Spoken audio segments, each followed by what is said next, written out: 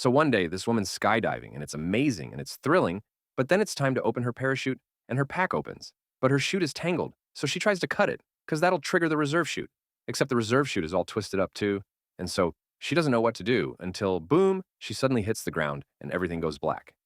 Now her name's Victoria, and Victoria is a skydiving instructor. She's also a physiotherapist in the Army. And one day, the Army sends her a patient with a hurt knee, this guy, Emil. So she works with Emil to rehabilitate his knee, and they really hit it off. They're both in the Army. They both like skydiving, so pretty quickly they fall in love. Now, Emil's already married to another woman, but whatever. He leaves that woman, and then he and Victoria get married. Here's a picture of them. Here's the thing about Emil. Though Emil isn't very good at managing money, he likes to spend it on big nights out and nice clothing and nice cars, and he really doesn't know how to budget, so he just keeps getting more and more in debt. Here's the other thing about Emil. He also really likes to smash. I guess Victoria's sex drive isn't high enough, because soon enough, he secretly gets a Tinder account, and he starts trolling for hookups.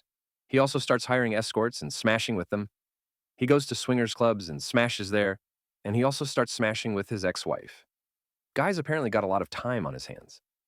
But while he's doing all this on Tinder, he meets this woman, Stephanie, and they start smashing. And after about 6 months, Emil ends up really liking Stephanie a lot. He wants to leave Victoria and start a whole new life with Stephanie.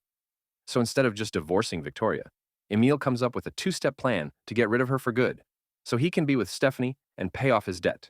In step 1, he'll increase his life insurance policy on her.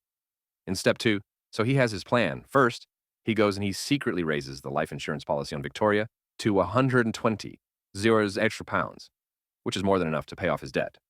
So step 1 is done, and now on to step 2. So one morning before work, he sneaks into the kitchen, and he opens a cabinet, and he loosens a gas valve fitting so that gas will leak into the house. Then, he says goodbye to Victoria, and he leaves for work. While he's at work, he spends all day waiting around for police or paramedics to call him and inform him his wife is tied from this gas leak. But that all fails. She ends up catching it and texting him, "Hey, did you know there's a gas leak?" So that plan doesn't work. So we're still on step 2, and now Emil's got to try something else. About a week later, he makes a reservation for him and Victoria to skydive together, and it's nice. They both love skydiving. So the day before their jump, he goes to the skydiving facility, and he picks up her parachute from the kit store, and he sneaks that parachute into the bathroom, and he starts messing with it. Now, Emil is not only a veteran skydiver, he also had a job on the side packing parachutes, so he knows what he's doing.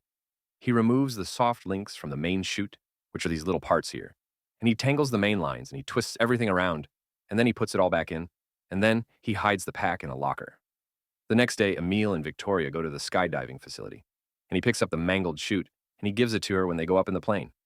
She puts the chute on, the door opens that give her the signal, and she jumps. And at first, the fall is amazing. It's thrilling. It's everything she had hoped for. But then it's time to open her parachute, and her pack opens.